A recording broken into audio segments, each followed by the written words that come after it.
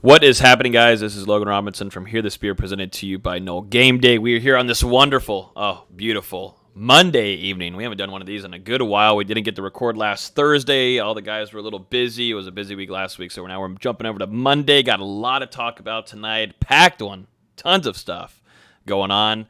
With me this evening, we got Nate Greer, our lead recruiting insider, Destin Lewis, our lead writer and editor at the bottom, and Austin Veazey, sick Veazey, this evening with us, our lead basketball writer at NoelGameDay.com. Gentlemen, it is good to be back with you guys after our little Thursday break, kind of, I guess. It's great to be here. It's Monday. I'm ready to get to work. For some reason, we record on the worst day of the week, so, who knows how this will go. This is the worst day.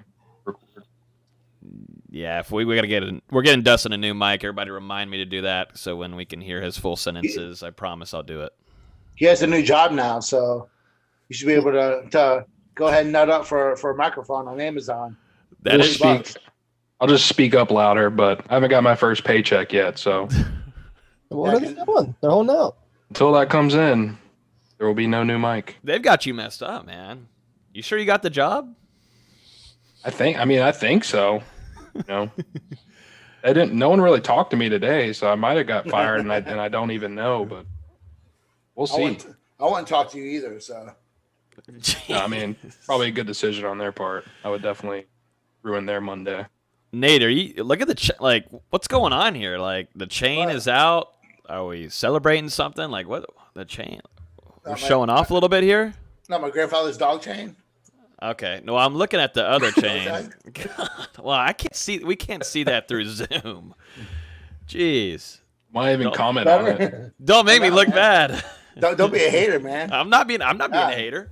I'm not being a hater, but I'm just saying it's looking fresh. Got the black tee on, looking like you're about to be at a club at man. DJing. I just got home from work, Dang. So recess. I know. Well, let's jump into it before it gets too crazy here. Before we get started, make sure you guys go check us out on Twitter at Hear the Spear. You can also listen to this podcast on iTunes, Google Play, YouTube, Spotify, Google Play. A lot of options there. Let's jump into it. Biggest thing of today, we always tend to record whenever some big news happens. It works out perfectly for us. But Florida State has found its new school president, Richard McAuliffe. I completely screwed the last name up again. Even though I studied it for 5 minutes in the production meeting, I still somehow found a way to screw up his last name. Play the pronunciation video over the stream. Here we go. McCullough is the new Florida State president. Turn that up. Very quiet. Oh, that's horrible, man. Did you hear it? Barely. Let's see. Let me play it again. McCullough. There we go. Is the new Florida State president. Dustin's loving it. McCullough. Okay, I don't need it to say it again. It does it for 1 minute on repeat. I tried to. Oh, I bet you did. But same video. Same one. Yeah, it took us a couple minutes in the production meeting to get it right. But Florida State has found its 16th president. He will succeed John Thrasher, and Thrasher will actually be retiring later this summer. Thrasher has been serving since 2014, but Florida State for the last couple of weeks has been running through interviews, practically a whole monthly process here, but it went down to 3 candidates, and then here today broke news that he has been elected as the future Florida State president. And Nate, you saw it earlier today. He was already mentioning on what you like is a little bit of football, some sports, and even football talk. A little offensive line too. Like, come on, he's starting off really well. Gotta take it, man. This guy's, he's educated as hell, man. Like, teacher at Carnegie Mellon, John Hopkins. He's been at a who's who. He's an entrepreneur. Florida State's got one of the best entrepreneur programs in the country. Good fit so far, as from what I've seen. Don't know much about him, but talked about football, so that's exciting. Well, he also did come from a background in Harvard, which is not too shabby, I think, right? Oh yeah. Harvard, Carnegie Mellon. Went to so he's a smart dude. So yeah, that's about all you need to hear. He's Yeah. an entrepreneur with multiple patents. So, he's a creator. So that's good for Florida State. We got to create some revenue to get football back where it needs to be. Some cool nerdy stuff here. McCullough developed and launched, and I got to get that right. I got to get that right. McCullough developed and launched a new structural biology program at Harvard, and it's in Cairo Electron Microscape facility that partners Harvard Medical School and 3 Boston area hospitals. He also led the development for a new $100 million multi-institution collaboration to build an advanced biological innovation and manufacturing center and facility, which will be a hub for workforce training, economic development, education, and medical research for the region. So after all of that, did anybody get any smarter? The only thing like I have a question about is how come your voice like gets low and then just randomly gets louder, and then gets lower, and then gets louder. It was really confusing to hear you read that. It's kind of like your mic. You got me there. It's kind of like your microphone. But I can't really say much because I need to get you a new one. But yeah. I think too. No, he's super into like diversity. I just read. So, with FAMU and everything, I think that's a good fit. Yeah, working that relationship there in town is always huge. With Florida State and FAMU always being hand in hand with a lot of things and projects going around. That side of town too is huge. Yep. So I think it's a big time hire. I think we need to do a little bit more research on them and read up on them and kind of give our takes maybe next week, as this is kind of more newer news. But it seems like Florida State has done a very excellent job, definitely in their interviewing process and everything. It's a lot better than the person that was rumored a couple weeks ago. Yep. That would have been just an absolute dropping of the ball by the university. Yeah, absolutely. So, and Florida State, there was some talks about early on that Coburn was interested in the position. And a lot of people, last year when we knew President Thrasher, his time was almost done here. A lot of people were thinking Coburn would be big on that running too, but that doesn't seem to be. That's not the case now. Nah. Were you not a Coburn move guy? Yeah, he doesn't move the needle for me. Makes sense. But now you look at Florida, this president's most likely going to look at a new athletic director too. So a lot of moving things happening in a pretty significant transition with the new coaching staff at Florida State and the football program, which brings in a gigantic amount of revenue too. So this is a big time kind of new wave. That football program has had a ton of changes, not only just with the coaching staff, but along with the administration in there and the program too. And, the boosters also. So this is a big time moving kind of wheel right now that we'll have to keep an eye on as it moves forward into this upcoming season. Speaking of revenue, I don't want to get off topic, but how much money the SEC is giving those schools as like a COVID reimbursement, man, that they're just going to continue to put a gap in between, athletically, Florida State's going to continue to fall back. They should have left the ACC a long time ago. That's a whole other podcast discussion, Yeah, I saw those numbers too, which we can maybe bring up in a different episode. But it's asinine. Yeah, it's pretty sad compared to also other conferences across the country. It's a little sad. Yep. Yeah, I haven't really done any research, but it looked like Auburn got enough money to pay out Gus Malzahn's full buyout. Must be nice. Can FSU get that kind of help? Nice. They're trying to figure out Taggart, It's been 5 months, his whole buyout's paid. Like, come on. Just shoot your check. No, here we go. And that was like what, maybe 10, 15% of what they got. Ridiculous, man. Not too great, is it? Hey, Boca. I've seen a couple things the last couple of weeks. Boca looks nice down there, I gotta say. Wherever the pad, it looks like resortish a little bit. that's what happens, though. Little bit of money.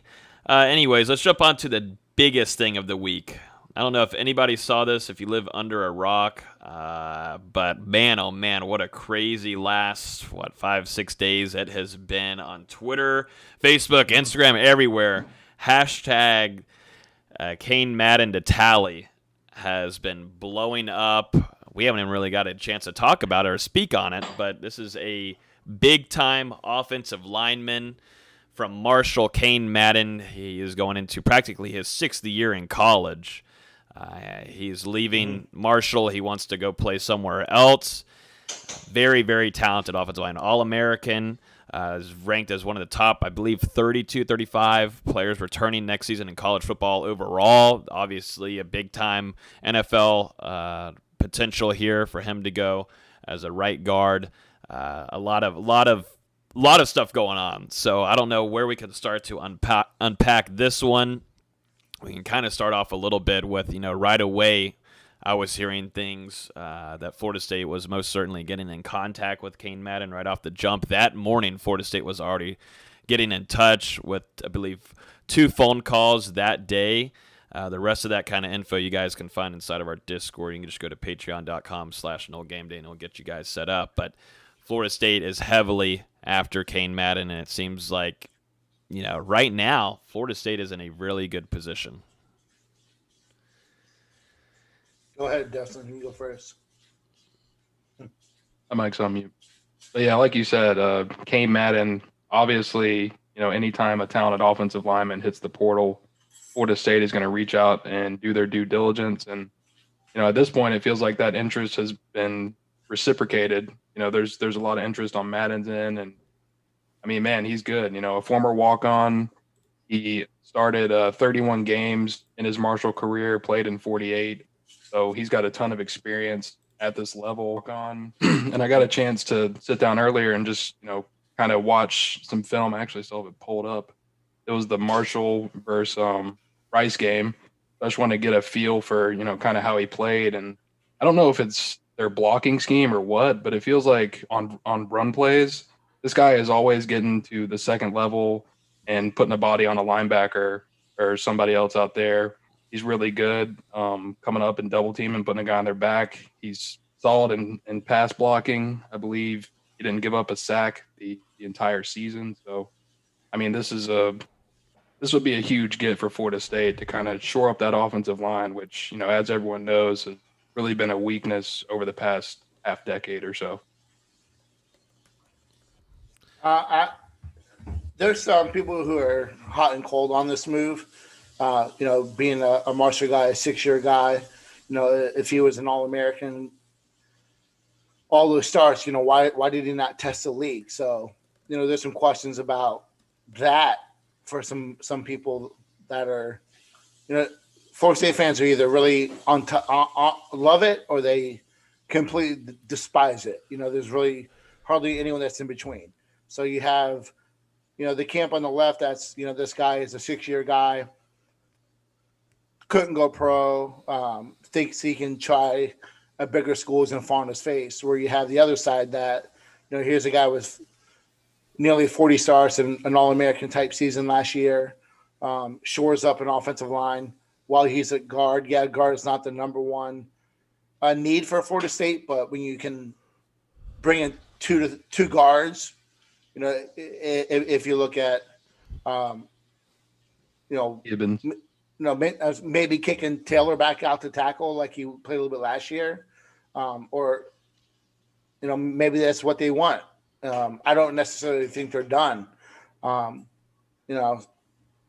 Not saying that there's names out there, but I think it's a guy you take, one, because it's better than what you have right now at guard.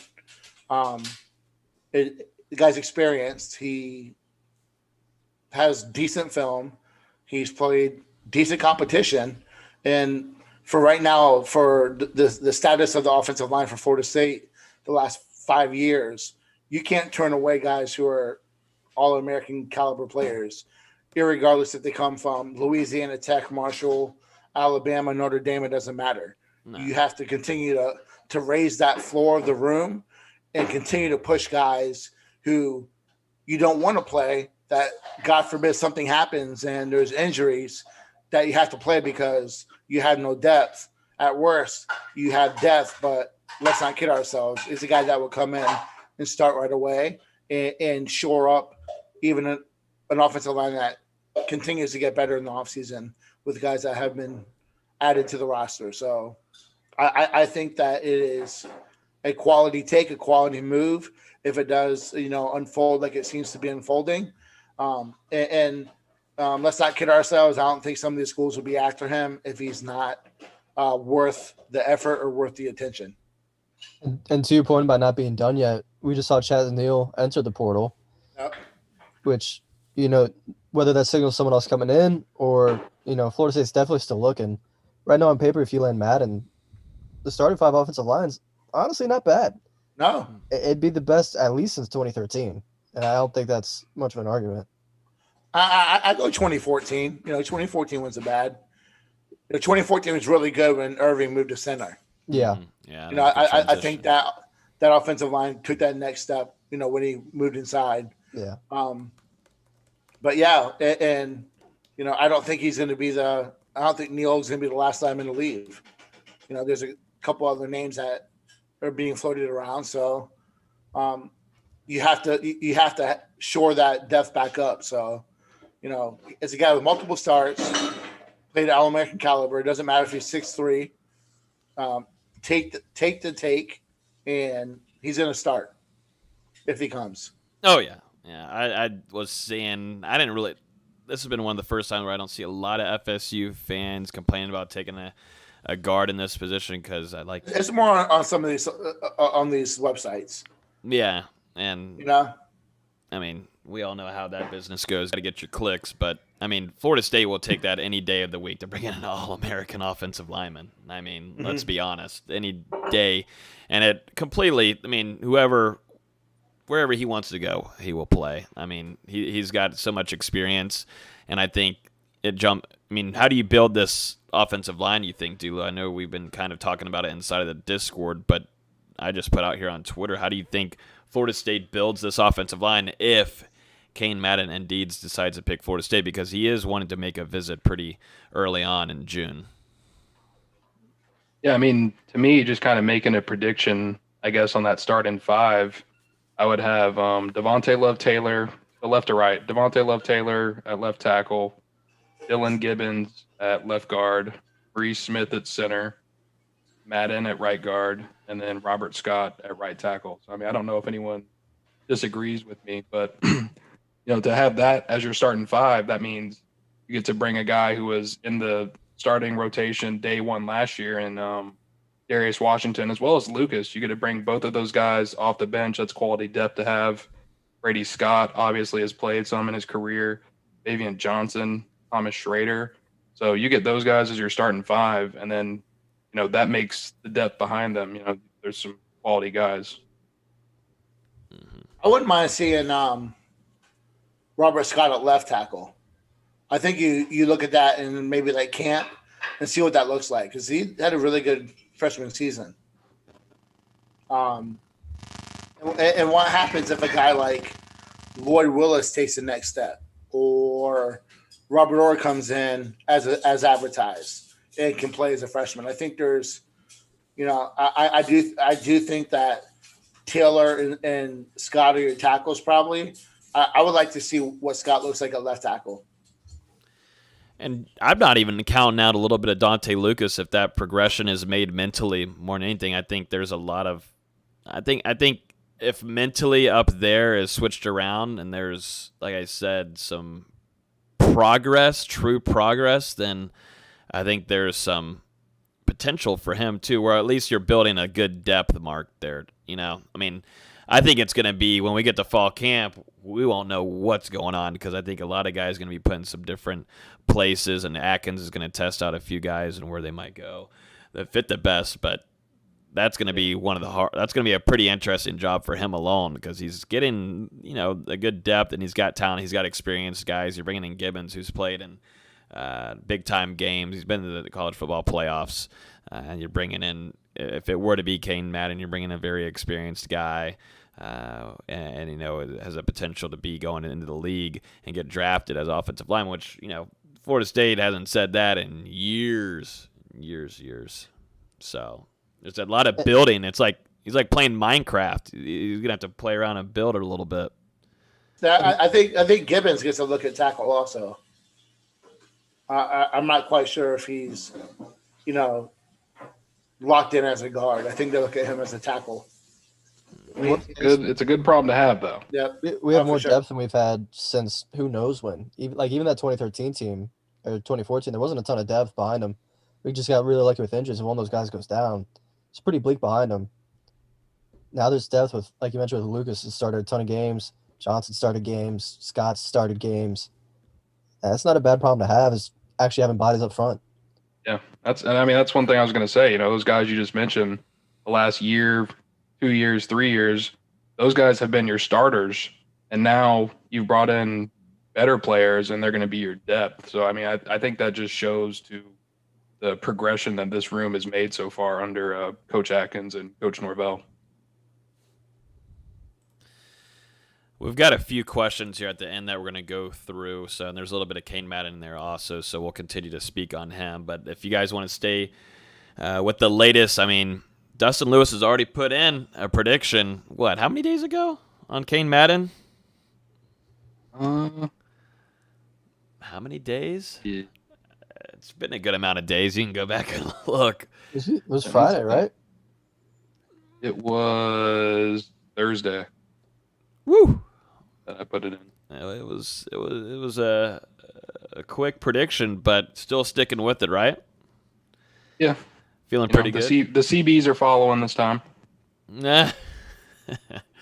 But Dustin Lewis, D-Lou down there, he put in a prediction for Cain Madden where he thinks he might end up. We've had the latest on Cain since the very beginning. So if you guys haven't joined yet, highly suggested, or you have a very boring offseason, patreon.com/NoGameDay. It's kicking right now. Let's jump into some other big news from last week that we didn't get a chance to cover just yet. Florida State is going to open up the season against Notre Dame on prime time, 7:30 p.m. Eastern, ABC, ESPN. I'm stoked. It's a Sunday night. It's going to be like a weird night. It's going to be giving me a chance to watch football all day Saturday and not be drunk. It's going to allow me to be at home. I can just go to the bathroom and do all that kind of stuff. Nate's shaking his head. He hasn't had a sip of alcohol in months. But I'm excited about this game. You're bringing fans back. You've got a nighttime game. It's going to be hot as hell. It fits perfectly. And I think one of the biggest things here, and I'm sure Nate can give his response on it too, but it's Labor Day weekend. There's going to be a lot of kids going to games on Saturdays and visiting, but Sunday, it's just Florida State and Notre Dame. This allows a lot of recruits to travel down to Tallahassee and attend this one. That's why Mike Norvell is really pressing hard on getting a lot of these guys here. We've already started to see the recruiting updates and talk on Twitter about there's a lot of push to make this just the game for Florida State this year, in terms of their home game and getting all these guys in for a visit. It's going to be Notre Dame, not Miami. Miami's going to be 82-0 win this year. But anyways, can you say that again? Florida State versus Miami score prediction. 82-zip. Who? Shut out. Y'all get come on, you'll get a field goal. Oh man. Yeah, Nate's already going with the 82-0 Knowles. No, but it's going to be a who's who in town, so it's going to start with these summer visits to camp. It's going to be a who's who. They're going to get every possible big time kid. We talked about it a little bit on this podcast and on Conquer Talk. Every time they, Florida State's done this recently, they shot him in the foot. So hopefully, we can have a little bit of a change there. But, the environment's going to be great. It's the first time in a while for Florida State that they have prime time by themselves. kicking off the season. Logo still holds weight, so I would not. I think having over 100, 120 recruits would be very realistic for this game. Yeah, and Florida starts off their season at home, so that if there's even players that are down or even visiting Miami too. Who? Florida and Miami. Never heard of them. I mean, Miami's will be in Atlanta, but still, and then it moves to Sunday for Florida State's game. But yeah, Miami, I guess Nate doesn't know who they are. Miami season's over after week 1, so Yeah. that's gonna be like 75-0 Yeah, that's not going to be lasting. at half. Yeah, at half. You know, Alabama versus Miami. Oh, yes. even the wife agrees there. But yeah, Miami and Alabama, they don't even get prime time. Miami's logo doesn't hold weight. They're going to be playing at 3:30. 3:30 for them. It's kind of like well, they would never make the college football playoffs, at least during my lifetime, but it's kind of like how you put the smaller game in the earlier windows, so then you can put the prime time, the closer matchup one later in the night. But yeah, that shouldn't last long. And then ATL, it's not going to be good for them. Well, going back to the game we were talking about, I just wanted to add on to what Nate was saying. Ever since last month at the spring game, it seems like the plan that Travis Hunter and some of the other commits have kind of pitched is for everybody to take their official visit for that first game against Notre Dame if they can. And at the same time, it seems like Florida State is going to try and get as many high-profile targets to come in and visit Tallahassee that same weekend as well. And, it's prime time, the atmosphere, kicking off the season against, a solid Notre Dame team and a respected program. This is a big moment for Florida State, not only on the football field, but on the recruiting forefront. It could really set them up for that early signing period. Like it is. We've talked about it for 2 years now. It's going to be a make or break. Even you got to look. Even if they look competitive. Even if they lose, yeah, about to say even if they lose, a competitive game, not what we've seen in the last year and a half, 2 years. A competitive, hard fought, progress. You showed a lot of progress, tight game, and we had a long time to talk about that. But Notre Dame's got a lot of holes to fill on their own. I don't think it's a Notre Dame team that makes a playoff like last year, but it is a very, very tough game to open the season. It's more than just a matchup, too. I mean, the momentum Florida State's gotten all offseason, picking up Mackenzie Milton, Bargeman, DJ Williams, Kiera Thomas. I mean, guy after guy after guy, getting 5 stars for the future classes. There's a ton of momentum on that front.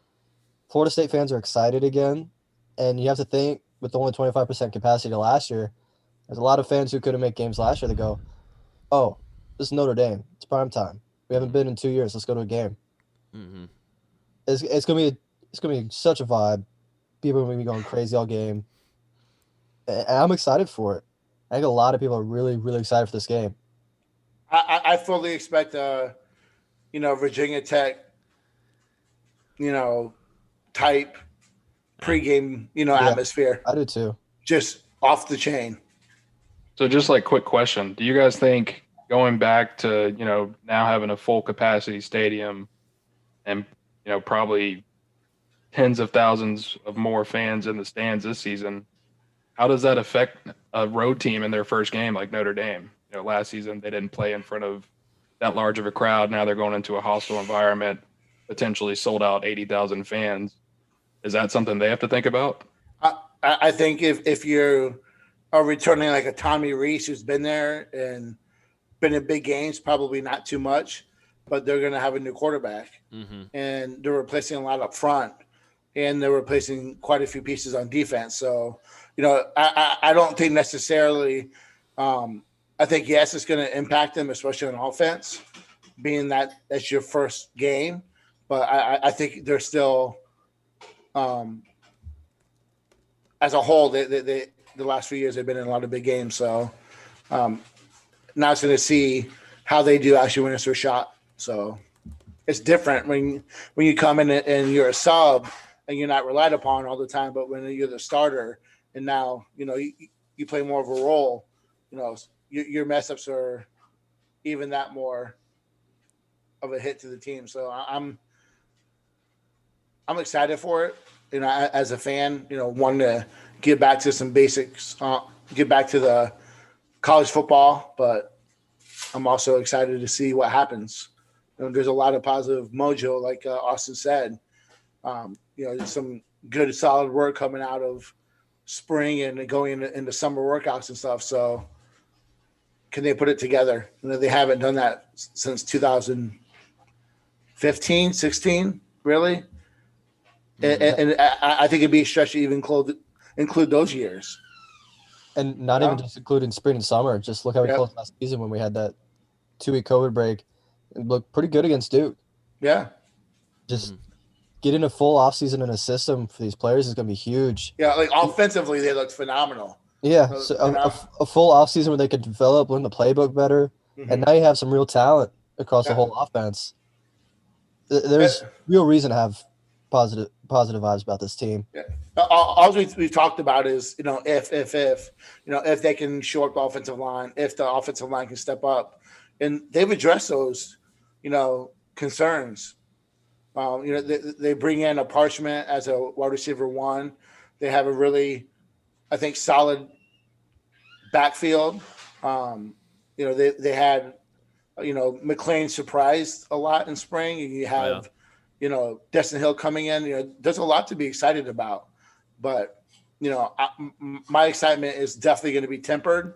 I joke about Miami 82-0, but my excitement is tempered because I want to see the progress first before I truly buy into it. I'm hyped, baby. I'm hyped. I'm hyped. I'm Liddy Faggitti right now, baby. I'm Liddy Faggitti.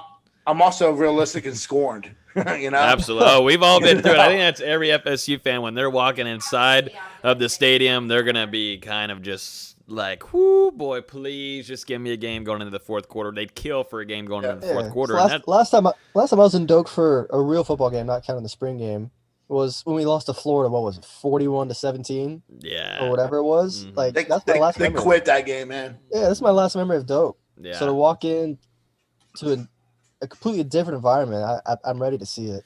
I think if it goes in the fourth quarter, it's a close game.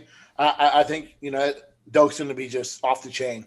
Yeah, that's where it does play a factor. I mean, Florida State and Doak Campbell Stadium at night is just kind of a different animal. I mean, maybe during the day it's not the same, but when it gets to nighttime, college students are fully packed in there too. I mean, and even older men are just off there. They're not. Spear outside, it has a different kind of flame to it when it's a night game. You're tailgating all day. You've had a few drinks. I mean, you're going to get loud. You've been waiting for it. And you didn't get to do this last year, too. A majority, 80%, 75% of people didn't get to go to games last year. They're going to want to lose their vocal cords because it'll be 120% worth it.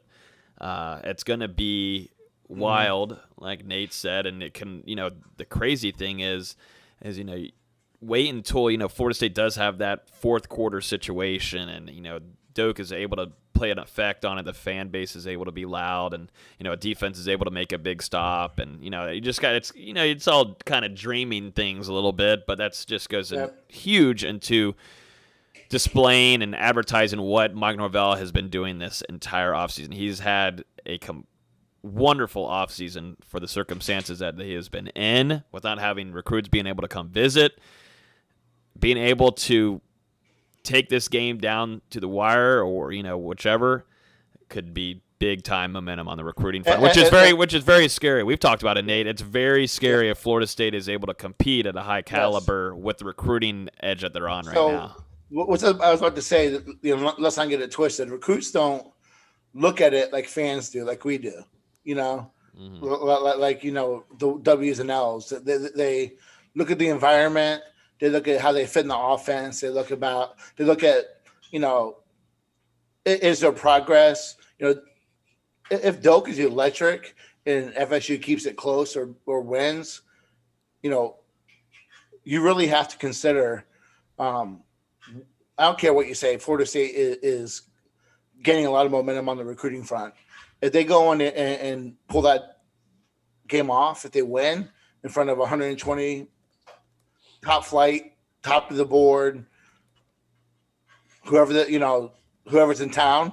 It's going to be a lot of big time players in town.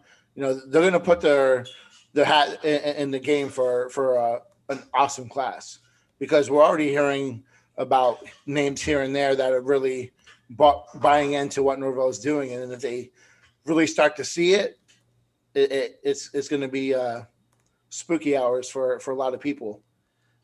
You coming to the game? I am coming. Austin said he's thinking about it too. I should be, barring anything crazy happening. I'd assume they'd have a bunch of basketball recruits there too.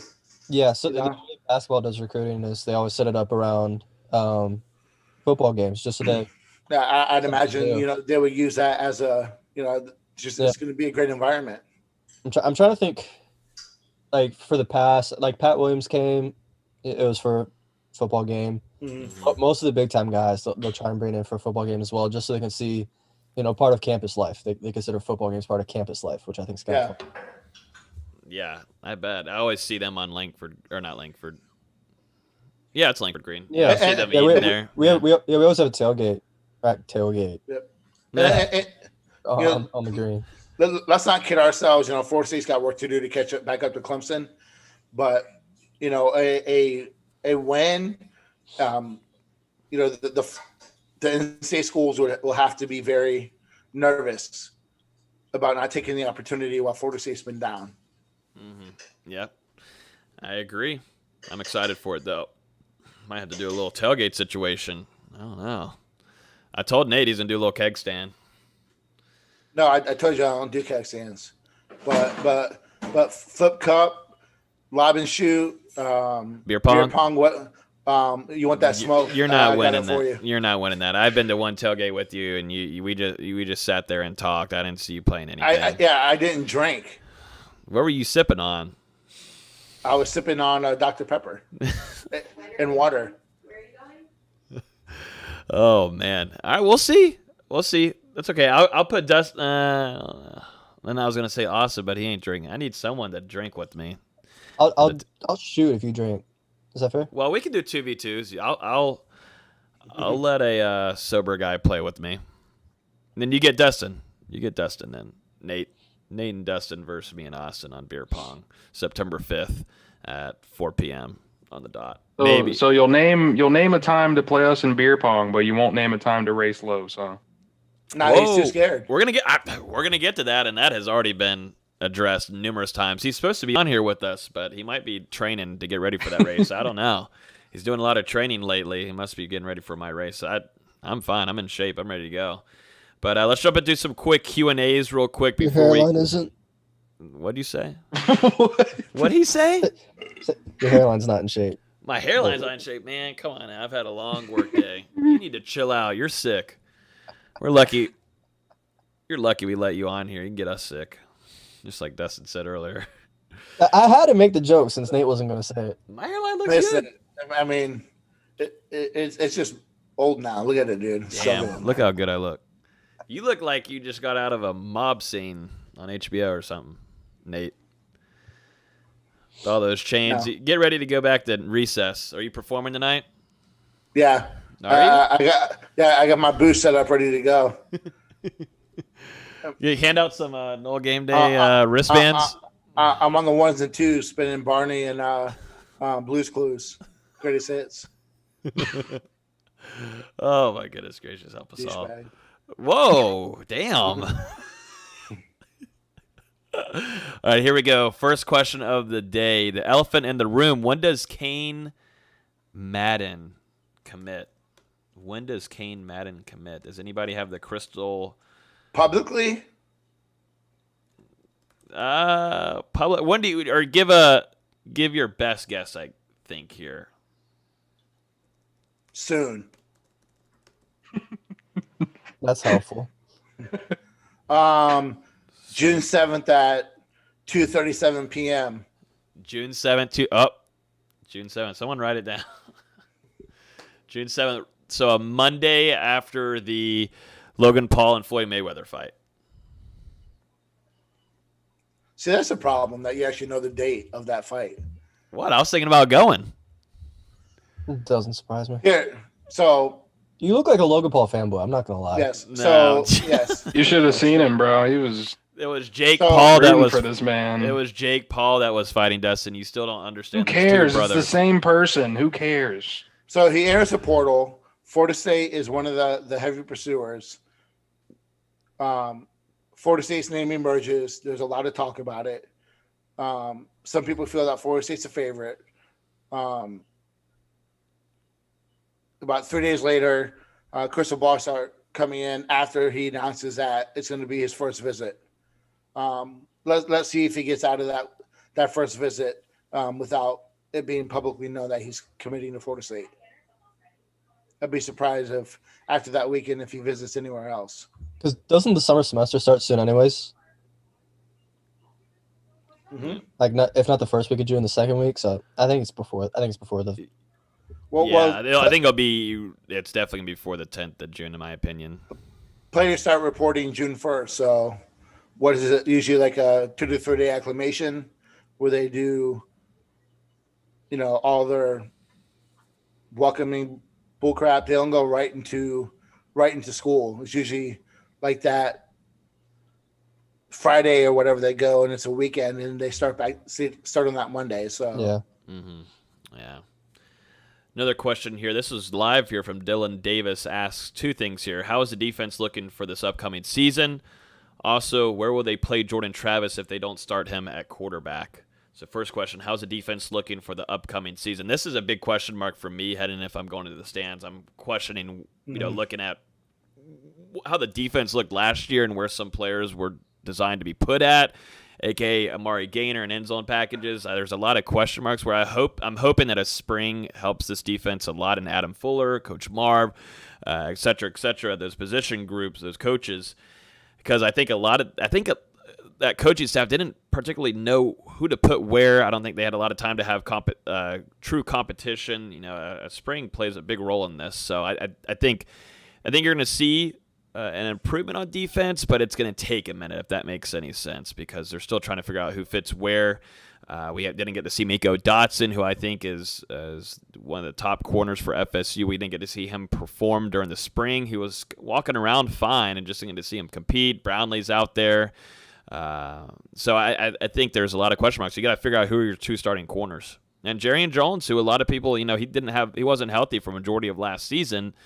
The staff still feels very highly of him, and you got to remember last year he started at corner, and there was some hiccups for him throughout his season last year. I think there's just a lot of question marks in a lot of different ways, and there's a young linebacker unit too coming in, and a defensive line that might have gone from the most disappointing position group last year might be the one that we're looking into Notre Dame feeling pretty confident about. I mean, I don't think we have that answer yet. I don't even think the coaches know, who's playing where. I think the spring didn't answer a lot of those questions with some guys not playing, some guys in and out. I do think that you get more production from that front four, mainly because it's hard not you're to. I mean, it's going to be hard not to. I agree, Yeah. but I think you're just going to get better play up there. I think that, like you said, you got to find what role Gainer plays. He was kind of out of position last year, just kind of floating in the wind. And I think the coaches understand that. And I think they know that they dropped the ball a little bit, but a lot of that too was also on the players. That wasn't necessarily all scheme. Let's just call it what it was. Some of it was just the players not buying into the defense and giving half-ass effort. But you can't get much worse than last year. But I'm not even ready to answer that right now because I don't know who's gonna play where. I still think they're doing a lot of tinkering. This kid that came in from what's his name? Joe. It's escaping me right now. Joe Lang, I think. Yeah, the guy that just came in. He's a guy that can. Some people are upset about that, but this guy, if you watch this film, in the box safety, he's like 5'11". PWL. What's to be mad about? Yeah, exactly. Yeah,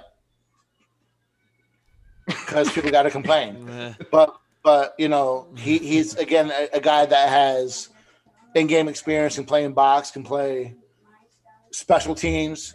So I just don't know what it looks like yet. So I'm not ready to answer that. I mean, real quick, if you look at it, who's guaranteed to start? In your opinion, real quick on defense, Good Travis. Jermaine Johnson, Yeah. Or Travis J. My bad. Travis J. I think Keir Thomas, Fabian Lovett. Fabian Lovett, Yeah. Amari Gaynor. Rice. Depends on the injury. Sure. 5, maybe 6 people. So that would move into, yeah. Yep. So you're still trying to figure out Jammy? 6. Maybe Jammy? Yeah. I wouldn't say it's solidified, but Yeah. I mean, going into spring, there was a lot of Jamie Robinson that we start off with. Yeah. Right, Dustin? We were there the first 2 scrimmages, and we were pretty, I think he's shocked, not shocked, but a little surprised that he was first team reps right off the bat and played very well at it. Yeah, I think that he's in there. So you're looking at, 5 to 6 positions that you still have to shore up. Yeah. There's still, so we'll see. That DB room, man, is all over the place. I mean, you can't even forget, got Brandon Moore, too. Kevin. Maury Tate. Yeah, DeMaury Tate. See him. He's still dealing with injury. That's a rehab that I think is going to go until. Sounds like he's off the scooter. Which is a good sign. I think about Brownlee, too. Yeah. The slot. Yeah. That's good. This fall camp is going to be extremely interesting to watch. But this next question, too, let's jump into it real quick. There's a lot of questions coming in. Also, where would they play Jordan Travis if they don't start him at quarterback? Well, first of all, you can't keep him off the field. We kind of had a little conversation behind in the group chat last night or earlier this morning, Nate. You can't keep Jordan Travis off the field whatsoever. Way too talented, extremely talented, and it kind of makes it for a scary situation with Milton throwing the ball, and then you got Jordan Travis back there too, which he could still throw the ball. He's not as talented maybe in passing as Milton, but the threat of having those 2 quarterbacks there that can that still are some shifty kind of guys, that makes for a scary offense. But going back to Jordan Travis, I think he's going to have to play quite a bit. There's going to be certain packages set up for him this upcoming season. Dillingham and Norvell are going to be very, very creative with this, and I think they're going to be able to do this, game by game and kind of try to depict what the weaknesses are of their opponent's defense and kind of go for the throat with some of these packages. I would compare it to Braxton Miller's last year at Ohio State. That staff did a good job of putting him in situations to utilize his athleticism.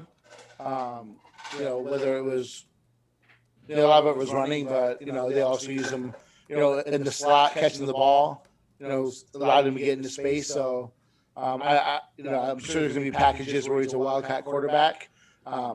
He's too good with the ball to keep him off the field. I think that you use him any way you can. And I think the coaching staff really is going to do their diligence to figure out how to make that work. Norvell and Dillingham are smart coaches, and I think that they're going to do their best to put him in situations that they could put the pressure on the defense. Let's see. There's another question on here. What are the chances Akeem Dent has a bounce back year? There was some talks of Dent maybe transferring or leaving Florida State, but it seems like he's gonna be sticking with the Noles at least for right now. And he's had a kind of last season wasn't really coming back from his injury, maybe wasn't fully healthy, but I think there's still some pretty big. I think I still have some expectations for him. I'm not gonna put any money on it, but I think there's still some things there that Akeem Dent can make a comeback. What do you guys think, real quick? Yeah, I mean, it wouldn't surprise me. He's obviously a guy with a lot of talent, former 5-star recruit, and I remember when he was a true freshman, it seemed like he was always in the right positions to make a play. He could just never come down with the interceptions. I mean, he probably would have had 9 picks as a true freshman a couple years ago. Yeah. Like you said, that injury probably had some effect on him last year, especially being a defensive back. I mean, you rely so much on backpedaling and all those cuts and stuff. If you're not fully healthy, I mean, it can affect you really quick. So it definitely wouldn't surprise me if Akeem Dent turns it back around this upcoming season. I think that would be huge for the defense. if he can get back to that freshman form. It's all injury for him. He hasn't been the same. He hasn't been healthy since then. So if he's healthy, you cannot count him out. Next question here is from Mick91. Who's going to be the next high school prospect to commit? It's crazy that we now have to say high school in there because now the transfer portal is craziness. We have our own channel now specifically to do automated tweets whenever a new transfer is being made into the portal. It's gotten to this point. But who's going to be the next high school prospect to commit? I can never answer these, so it's between D-Lou and Nate. Kashawn Sapp. Okay. Offensive lineman. Tough. It's tough because I feel like maybe someone could pop at one of these June camps if they really start feeling things in FSU's favor. But just if it's going to be someone that's not totally out of the blue or like an announcement that wasn't already scheduled, I'll go with the guy that kind of has like a firm decision in mind. I'll say Kanaya Charlton. I actually spoke with him today. He'll be officially visiting Florida State at the end of June, and then he plans to make his decision in July. So I think that bodes well in Florida State's favor, especially after everything we've reported this offseason. With Florida State heavily pursuing him and want him to be a part of that 2022 class. Next question here is from Marvello. How do we feel about the new president? We kind of talked about it earlier today. I'm going to do some more research on it, but I think overall, looking at some people that are a little bit more smarter than me, I know that's shocking, but some people that are a little bit more smarter on that end of the spectrum feel pretty happy about it, and they're celebrating it. So it seems like they got the right guy, but I definitely want to do a little bit more reading on it. I don't know about you guys, but thumbs up. Next question here is Chubba Purdy back with the team. You got to get in the Discord. Discord for that one is going to be, well, I'm trying to say I'm not sure if we've said anything on it, but I think we'll make a little nugget in there for our members here, and maybe before the night is over, we'll see, hopefully. But, yeah, there's an update there. You just got to go to patreon.com/NoGameDay. Suggest you sign up. Don't have a boring offseason. Next question, is Nico Markel in or out? If he takes visits, does the staff push him out? This is from VA Noel from our Discord. What do we guys think? Is Nico Markel in or is he out? I think he's leaning out. But we'll just have to see how these, he's already scheduled some official visits to some other schools. I believe West Virginia, Michigan State one. And there was someone else. I don't know. But so he's already scheduled some official visits to other schools despite being committed to Florida State, which isn't really a great sign in my opinion because those visits came on the heels of A.J. Duffy committing to FSU. And I spoke with a source a month ago. No, it was before A.J. committed. But we were getting some signs before then that Nico, he was being a little quieter than we expected. And a source told me that if Duffy commits, they didn't expect Nico to be in the class. So we'll see how that winds up. No, I don't think Florida State would push him out. The Florida State staff likes him a lot. Hence why they took his commitment and why they really pushed for him to make his decision when he did. Do I think he sticks with Florida State? Like Dustin, I don't see it right now. I think he stays committed. I think if there's some more movement in that quarterback room at Florida State, I think that could keep him in the loop. If there's some guys that leave FSU, that go into the portal, I think that probably helps Florida State's favor. Irregardless that Duffy's committed, but that room's crowded, and it's going to happen if Florida State doesn't have transfers out. Duffy stays committed. I don't think that he sticks with FSU. Next question is from PModge asking how has Andrew Parchment, the Kansas wide receiver transfer, been adjusting to Florida State? I actually released a little nugget in here from a little while ago. I'll go ahead and share it here with the show. I was told that he's been a very, very, very nice addition to the locker room. He's came in and immediately got to work and has started working relationships with teammates, if I can speak a full sentence. He's actually been working with the quarterbacks a lot this last week and after and before workouts. So far in that locker room, he's been working pretty well, trying to get to know his future teammates, his now new teammates, and he's been putting in some work with the quarterbacks, which we have been told the quarterbacks working right now quite a bit are Jordan Travis and Mackenzie Milton. So Andrew Parchment, as we know, has actually been putting in a lot of work down in the Miami area, actually training around Dalvin Cook, too. A little cookie there for you. So he's been putting in a lot of work this last couple of months, and it seems like he's brought that same kind of energy and attitude to the Moore over there. I was told he's been, he's super tough, fast, and hard to cover. Sounds good to me. Sounds pretty decent. I'm excited for this wide receiver room. I could go for a tangent on it, but there's a lot of fun things to be excited for at this wide receiver room if the passing is an upgrade. Quick questions here. When is the 24-hour live stream? Once we have time in our lives, maybe. Which is never. Yeah, we rarely have any time. I don't think Nate's going to be there for the 24-hour live stream. It would have to be me that has to go through the whole thing, sadly. But then I would have them I'll give you a good 4 hours? 10. Whoa! More than I thought. Nate's giving me 10 hours? No way. No way. It's got to be a day I'm off, though. Okay. We can go back and watch some, as long as we can do it on YouTube, as long as we don't get in trouble, we can go back and watch some Old clips FSU from games, ACC Network. We could watch it on their YouTube page. I have to put that out there before we get DMCA'd. But yeah, we could watch some old games, some fun games maybe.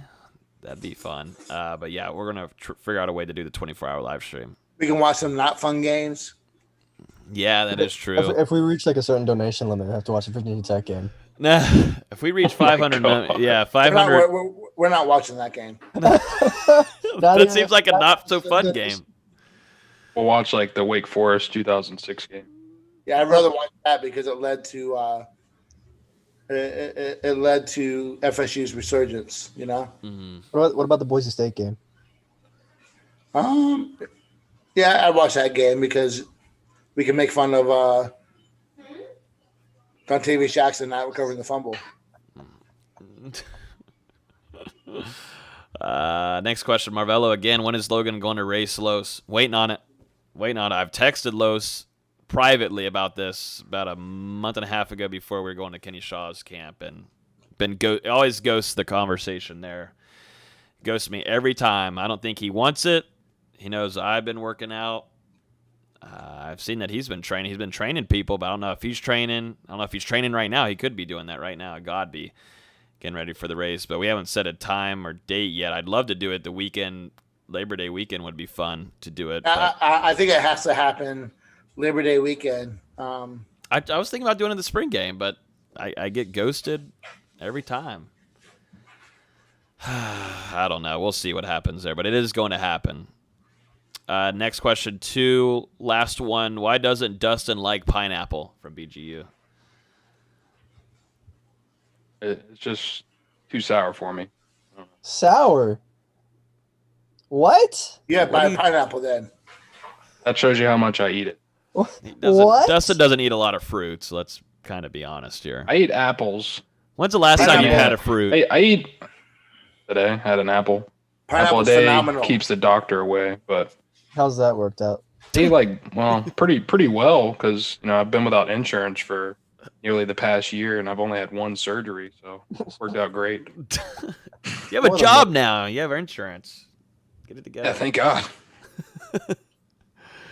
Oh man, yeah. But I love pineapple. I think it's great. On pizza is great too. End the podcast. We gotta get out of here. End the podcast. You have the worst. I thought me and Dustin agree on food quite a bit. Pineapple on pizza is phenomenal. Nate has some awful takes on food, and it's unbelievable. It's Like all of Twitter comes after him. It's terrible. Notice he had to mute himself so his wife couldn't make fun of him. Yeah, over even the his podcast. wife was roasting him. And he works in the restaurant biz too. That's what I'm saying. Yeah, because I have taste. You guys just sit there and let me get some hot wings. Hot wing. We're talking about wings. We're not talking about chicken nuggets with sauce on them. Yeah. Don't even get us started. We'll go on a whole thing for 30 minutes on that.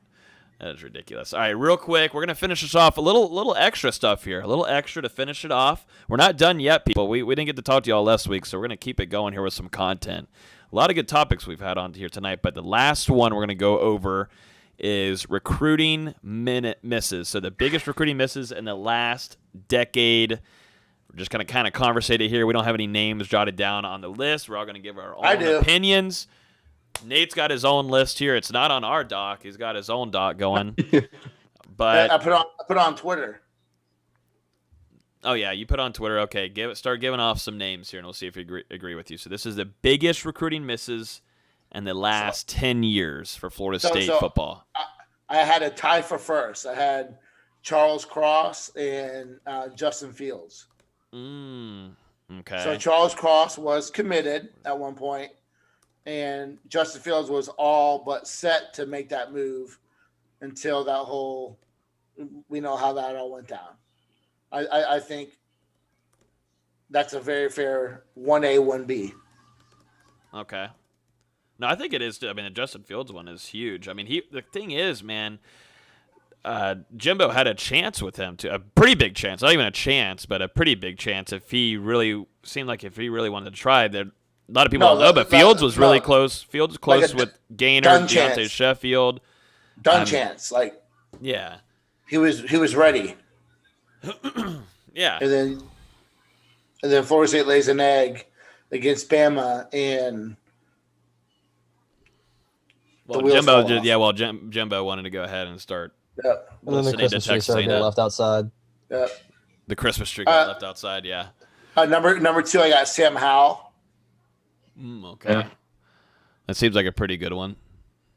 I like that. I mean, he's been dynamite, since he came in. So, number 3, I got Kayvon Thibodeau. Yeah, it's good. Thibodeau would have been electric. 'Cause he's already been so good for Oregon, and we haven't had pass rush since. Just think about last year. And Brian Burns, yeah. And they talk about him as a possible number 1 pick in the draft. So, I got number 4, Wanye Morris, another tackle.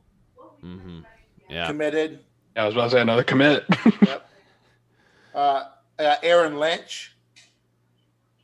Aaron Lynch. Defensive back end. in the day, or am I? This is within 10 years. Paxton Lynch? No, Aaron Lynch. I'm just kidding. Went to Notre Dame. Then USF. Then USF, but at the time, his first year at Notre Dame was top flight. Number 6 may surprise y'all. He's with Chicago, isn't he? Lynch is? He's bounced around a little bit. I think he is with Chicago now. Okay. He had a couple really good years with San Francisco. Oh, never mind. Jaguars now, I guess. Okay. But he's been around quite a bit. Number 6 might surprise y'all.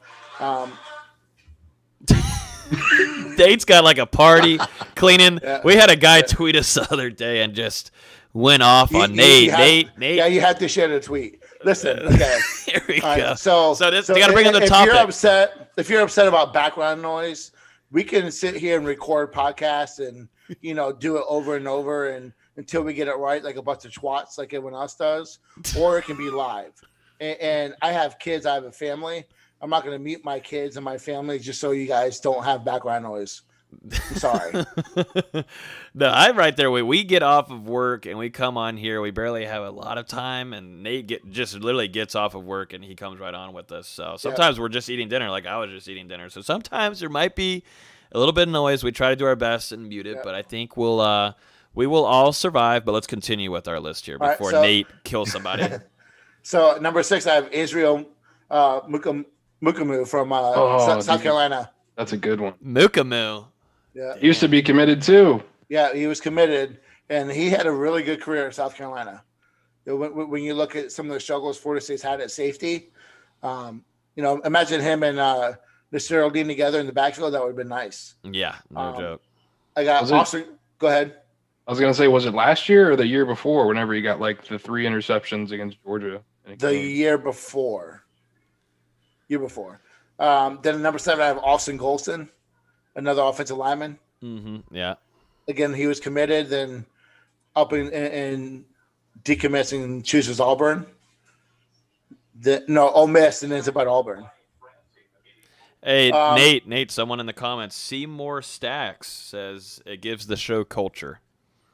Yeah, that we're being real. We're real. Yep. We're real people. We're real people. Yeah. I mean, we could sit here and, no, delete it. Let's do it again. No. We're the realest of the real here. All right. Number 8, I got Amari Cooper. Oh, yeah. Give your thing about what you told us in the production meeting. So, there was a lot of belief back then that FSU could have landed him if they would have offered him a wide receiver and not corner. Wow, at corner. I think they probably looked at him like another Xavier Rhodes type. Yeah. Mm-hmm. Yeah, that would have been a little nice there. It seems like he's had a pretty decent NFL career. Yeah, I mean, Amari Cooper was phenomenal. What year? Do you remember what year that was? I'm trying to predict who he would be lining up next to. I can look it up. Look it up. I don't know exactly when. Amari Cooper commit. Bam. He was in the 2012 class, Yeah, so 12, he would have been with Jameis. Wow, Jameis. You think of Kelvin Benjamin, Rashad Rashad Green, Woo! Kenny Shaw, Shaw's Raw. I got the Shaw camp on. Oh, you're wearing it. Oh yeah, dude, this thing's comfortable, man. That would have been filthy. Oh, it would have been unfair. It would have been ridiculous. Um, Imagine what Jameis could do with that. Number 9 is a little bit of a surprise, but I think that he had a good college career. Again, looking at like that hybrid safety linebacker, I put Josh Harvey Clemens. Went to Georgia from Lowndes. That was a little bit of a whiff. Florida State thought they had it done, and he ended up going to Georgia. Number 10, I got Laramie Tunsil. Okay. Another tackle, And then some honorable mentions, I have Henry Ruggs, Devontae Smith, Ronnie Harrison. Yeah. Ronnie was. From my high school, man. Yep. I've been told from Ronnie straight up. I remember being at Panama City Beach and being with that man, and we've always stayed in contact. And him telling me straight up that if Florida State, well, there goes my story. I just completely. If Florida State would have had Jeremy Pruitt and he would have stayed there, he would have been an Ole. I think they got on him late, and I mean he was right down the street. No, Florida State was adamant about him working out, and he felt that he was too talented to work out. So he did not want to work out for the coaches. So the coaches told him, if you don't want to work out, we're not going to offer you. There's a lot of things there that Florida State I think was very close. It worked out for Ronnie. It would have Yeah, it worked out for Ronnie Harrison. And there were some people that questioned some of my options. That's just what, if you look at, I think, 8 to 10 could be switched around a little bit, but Florida State was just recruiting that well, and a lot of those kids on my list were committed and were at positions that now Florida State, ended up starting to struggle at. Offensive line, a quarterback, a DN, Wide receiver. a wide receiver. So it's just, it's crazy to think that the misses that Florida State had, like the near misses that could, you look at that team of 13, 14, that could just been even more ridiculous. But yeah, looking at too, you got to think about it. Ronnie Harrison right next to Derwin James, which would have been scary to see. Someone just asked here, Nate, about your boy Travis Hunter, asking if Florida State, for somehow misses, it would have to be something crazy, misses on Travis Hunter. Where do you rank that? Where do you rank that at? So that would be the biggest whiff of all time for FSU. By a margin. By a significant margin. That would be like worse than Fred Taylor. That would be worse than Shit, I don't know, dude. Like, Yeah, like it's Pretty like bad. that would be the worst. the But bad. It's there's- the bads. So nothing is ever 100%, but he's like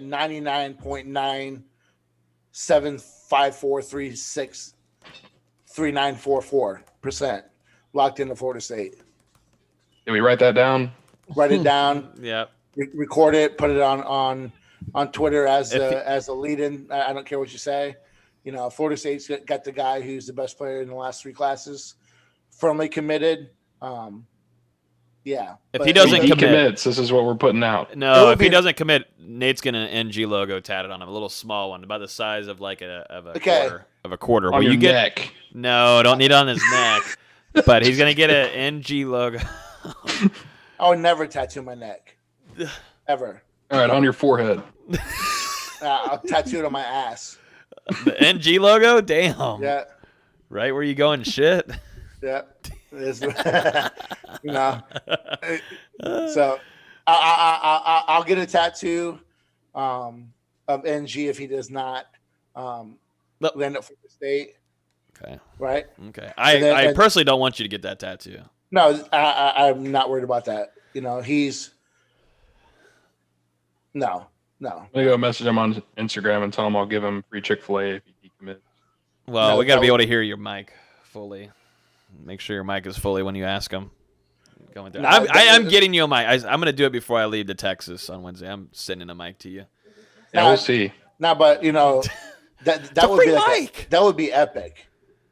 To get a tattoo of NG on your ass cheek? No, for him to not go to FSU, that would be like the worst. That'd be like a bad Ever. epic. That'd be a bad Yeah, I epic. don't think that would be epic. I mean, that would be a bad in a way epic. that would be epic. It would be an epic disaster. The definition of epic, it would fit. Yes, I don't know. but Epic means to me like awesome. never- That was crazy cool, like something like that. no, that's because you guys have changed the meaning of the word. What, our generation? Yes. Yeah. No, Hey, but Travis I- Hunter's I- still good with pads on, by the way. Yeah, maybe even better, and that's what makes him so good. Because you know you had those guys in high school who were afraid to hit. So once the pads are on, you know it's even more life for him now too. So He just looks comfortable. It kind of just looks like he's having. Now it's just fun. it's too easy. Like when you play the My Career mode on NCAA or like the Road to Glory, and you're playing in those high school games and just putting up a shit ton of stats. It's literally what it's like. Can he about- reasonably play both sides? Will we see that? I think it will happen in a game. I mean, that's Absolutely.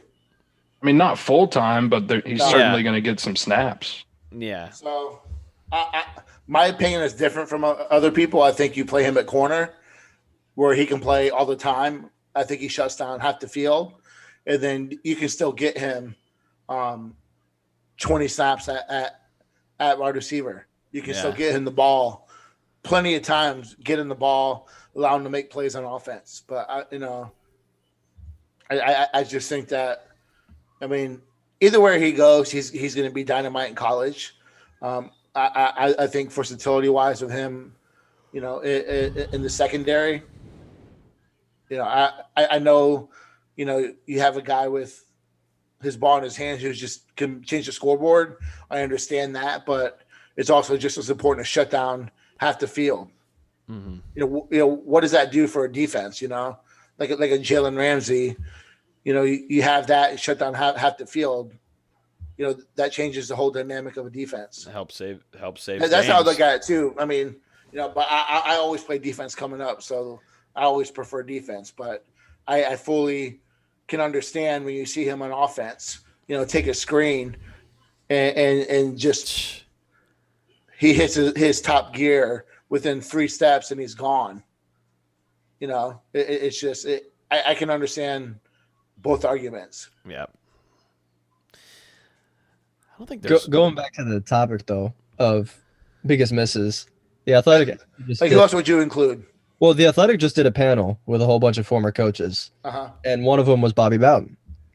Mhm. And you know, they asked all these coaches, "Who's your biggest recruiting miss?" He avoided the question, saying, "Oh, you can't really get everybody." Eh, But in a future question that talked about which evaluation were you really right about, he mentioned Emmett Smith, Yeah. who of course went to Florida. He said, Mhm. just that kid in high school, he was the best running back he'd ever seen. Great kid. We saw that just growing up. Emmett Smith was just that guy, yeah, and absolutely. that was really the only name Bowden mentioned. But then I want to mention a couple basketball guys because obviously, that's what I do. Go right. In the last decade, are we sticking the decade? Because I I'm feel like we sticking need. the I'm sticking the last year. Whoa. Anthony Edwards and James Wiseman. Oh yeah. Edwards was all but for sure coming to Florida State. Would you put Wiggins in there too? I would not, simply because he did not have the grades to get in. Mhm. He was going to have eligibility issues had he come to Florida State. Yeah, it would have been cool, and that it's a big reason why XRM came to Florida State as well. But I never really seriously considered that he was going to go to Florida State. Same goes for Kevin Knox, very similar situation, where legacy guy, but went to a bigger school. Mm-hmm. But you look at Anthony Edwards, who was signed, sealed, silent, committed to Florida State. Super close with the coaching staff, super close with the team. Then just last minute, Georgia pulls out recruiting tools, and he ends up at Georgia. I remember the coaches were, especially CY, was crushed. He was upset about that one, and it's the same with Wiseman. Wiseman wasn't as severe, but we gave Memphis a good run for their money on that recruitment. We did Florida State did everything right in that recruitment. You talked to a lot of people. You talked to a lot of people close to Wiseman. They'll say Florida State was right there with Memphis. If he was from Florida, he probably would have gone to Florida State instead of Memphis. It was very, very close recruitment. You see, after they spend a year or 3 games in college, however you want to look at it, number 1, number 2 in the draft. And those two kids were super talented. Mhm. And you look at it now, like Edwards looks like he's blossoming into, potentially becoming one of the biggest personalities in the entire NBA. And I mean, imagine if he had a Florida State uniform on, like all the marketing and the branding, all that crap that comes with it. I mean, a lot for Florida State to sell. Yep. I don't think it's being out of line to say he's probably one of the next great scorers. I think in the NBA, he can. He improved a ton. Yeah, I mean, throughout the year, and had he gone to Florida State instead of Georgia, where Georgia he had to do everything. Yeah. And that team was terrible. Had he come to Florida State, he's playing with 3 future NBA guys with Patrick Williams, Devin Vassell, Trent Forrest. I mean, that's a lot of talent that he doesn't have to play out. He doesn't have to be the guy. You think they win the title with him? They would have won it without him. That is true. How much of a, I mean, That is true. F you, COVID-19. I want to kill you. Yeah. Sorry. They would have won it without him. You put him in.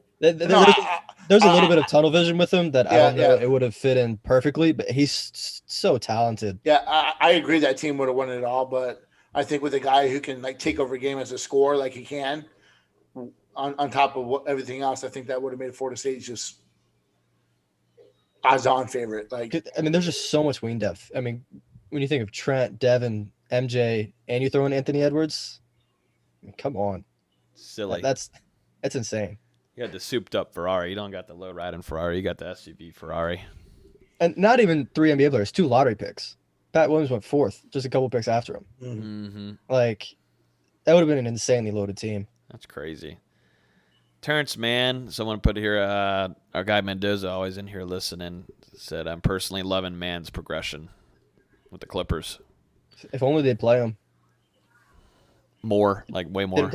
But he didn't play second against the Mavericks on Saturday. It's weird. Scum. And they lost, Yeah, they need his defense because Luka was torching them. Didn't they do that last year too? It wasn't this severe. Where he played well, and then when it came to playoffs, he didn't play at all. It wasn't this last season. He was only playing 8 to 10 minutes a game. Now he's this season he was a legitimate role player playing. Yeah. What 18 minutes a game? Let me look it up real quick. Mm-hmm. And then to just not play him game 1 when Luka Doncic is torching you, he played 19 minutes a game this season. Didn't something happen with him and Luca last season? No, it was in the preseason. And he's putting Well, up like. There goes Dustin. Yeah. See you later, D-Lou. He's Damn. putting up. He's producing in those 19 minutes. Like He is. I mean, 7 points a game, 7 points, 3.5 rebounds, 1.5 assists, and shooting 41% from three. Like that's something we didn't see from Terrence when he was at Florida State, was being that good of a 3-point shooter. Like I don't follow basketball as much as you do, but like his per 48, whatever that stat is, per 36, 13.5, Whatever it 7 is, and yeah. 3. Like those are good numbers. yeah. Yeah. So Yeah. I don't know, man. It's weird. It's craziness. But, yeah, That's a pretty cool topic. I like that. That's I think you'll see him play more tomorrow. better. He better. I'm traveling. Where's the game at? It's still in LA. I'm getting a flight out there if he doesn't play more than 19. If he doesn't play more than 25 minutes, then Well, game 3 will be in Dallas. So no. Dustin just texted and said his computer died. How does your computer die if it's plugged in?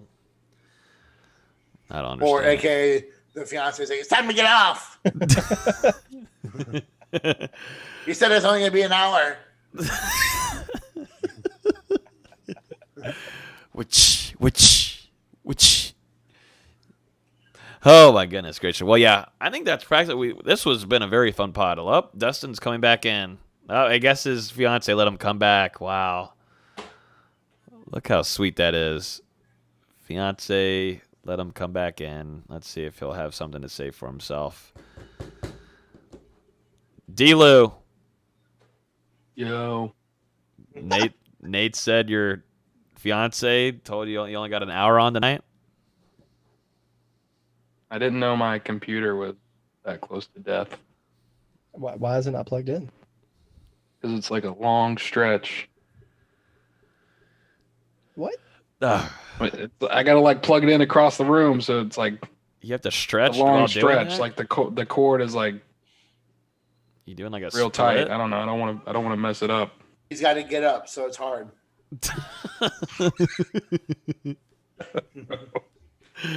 Oh, it's like look. I'm here. The cord is like 6 feet that way, so it's really like I'm far away from. The You did cord. not just say 6 feet. There's not a lot of length. That is one step. I mean, that's about 6 feet, right? That is one step. I mean, I'd lay down on the floor and measure it because I'm about 6 foot, but I don't feel like it. Okay. It's always a good time to start ending it off around after 10 o'clock. But, yeah, this was a fun pod. We had a lot of stuff to kind of go over. Some good questions we were given by everybody across the social channels and the Discord. By the way, real quick, to everybody that's still watching live, we are going to be revamping the streams. So this time next week, we're going to have a little bit longer until we record next Thursday. When I get back from Dallas, Texas, we're going to come back over. Crazy. What? Going to Dallas without me, it's crazy. Without you, this ain't no date trip kind of situation like you Yeah, think but it's I'm, gonna. I'm a Mavericks fan. They're playing in the playoffs. Like, come on, I know. I'm man. gonna show. I'm gonna be Maybe watching an on the. invite. I'm gonna be watching in the bars. Don't worry, I'll be pulling for Just y'all. throw me an invite. Damn. Okay, I don't got the ticket money for that. But I was gonna say here we're gonna be revamping the stream, so you guys interacting on the stream, giving us comments live on Twitter, Facebook. Where else? YouTube. They're all going to be able to be shown here live on the screen. The guys are going to be seeing y'all's questions coming up on here. So going to be really interactive to start off this, kind of get deep into this off season, and next season is going to be great. But we're going to start that off next Thursday. I'm excited for it. So keep a lookout for that when we go live next Thursday at 8:30 p.m. I don't think I will That you'll be on until it. I get a new mic. You'll be on the damn show. So I'm not coming back for another episode until I get a new mic. Okay, all I've I'm been saying. trying to give you a new episode or a new microphone. Damn it! Just go over to Logan's house and just take it. Take his. Yeah, well, I'm gone for a week. I can break in that little window that's behind you. Probably gonna leave it open for the cats, anyways. You won't have to break in. Yeah, probably so. Well, Austin knows real well. He's a cat dad too, so. And I would love to redo Austin's background instead of having this man with a hat on. Do you know who that looking at is? us. Thomas Rhett. I don't know. Oh Lord. I have no Oh idea who. Lord. I'm I trying. don't to even listen to him, and I know who it is. I have no idea. It's only the greatest current country artist, but okay. Only the music that Austin I don't- tweets about the most. I don't know. This who is that- true. I don't know who This that is is. true. Well, you have my notifications on, so that's a little bit unfair. Yeah, Dustin facts. does. Dustin, that's a little weird too. But Well, you see all my like tweets. do you want me I to bring don't. that up right now? Every Here we picture go. that Austin We've likes. gone through it. Every picture that Austin likes on Twitter that is a You better start female. Yeah. That is a female. It comes up on my timeline. Like it says, Hey. Austin has liked this photo. Austin has liked Austin, this do you, video. man? I don't give anything against Do him. I you? just make sure to share it every time in the group chat. Like, hey, get it going there, It's- Austin. It happens more often than it should in the group chat. Like I feel like I have no privacy. You should tell how many times he personally texts me. I don't text him personally. That is cap. I swear. I don't. It's been a couple weeks, but I'll find one. I'm sure. He's like, man, what's Austin doing? I do Same not. thing I always I do. do not do that. I do not say what does Austin do. I say I'll put it in the group chat. Why wouldn't I just put it in the group chat? I already do that already. don't I know. give it respect. I give it respect. He's a single man just looking for a little Twitter girl. I love it. Twitter used to be the place to get your girl. Like that used to be the relationship place. I don't know where it's at now. Tinder, I guess, ruined that. Real life. Did you say real life? How'd you find your fiance, Dustin? Not real life. What? So you can't roast anybody then. Nate, how'd you find your wife? Probably real life. You want the story? Or you want real life or fake life? What? What? I'm confused. Well, give us a quick story. The quick story is my sister was dating a guy at her high school. We went to different high schools. I went with them to their homecoming. I met her at their homecoming dance. We dated a little bit in high school, broke up, went to college, to the college thing, came back in 2002, back to Florida. Ran back into each other in 2004 and picked back up. So I met my wife when I was 17. Oh, okay. Young love? I mean, are you really in love when you're 17 years old? Do you really know what that is? I loved my girlfriends in high school. Oh, yeah. I mean, for what that is, yeah. But This is compared to like adulthood, no. It's different. So We're getting way too deep for a Monday yeah, night. getting way too deep. So, Oh man. but here I am now, 2 kids. Woo! 3 kids. Dustin's down here with us tonight. Yeah, man. Look at you doing that, teaching him the recruiting ropes. He's trying to teach me. I just refuse. Yeah. I don't think it's gonna work out too well for you. All right, we gotta get off of this, even though the viewers are still loving it. But we gotta get off of here, guys. Thank you so much for listening. Like I said, stream is being revamped next Thursday, so make sure you guys tune in there. It's gonna be Liddy Faggetti. We're gonna be popping. Nate's gonna have so many questions about Travis Hunter. He's gonna have his friggin' head explode. It's gonna be amazing. But yeah, have a great rest of y'all's week. As always, you can listen to this on iTunes, Google Play, YouTube, Spotify. Hit that subscribe button. Hit it right now. I'm going to give you 5 seconds to hit it, so then when every time we upload a new episode, it goes straight to your phone. You get alerted. Thank you guys so much for following and listening. Have a great rest of y'all's week. Peace.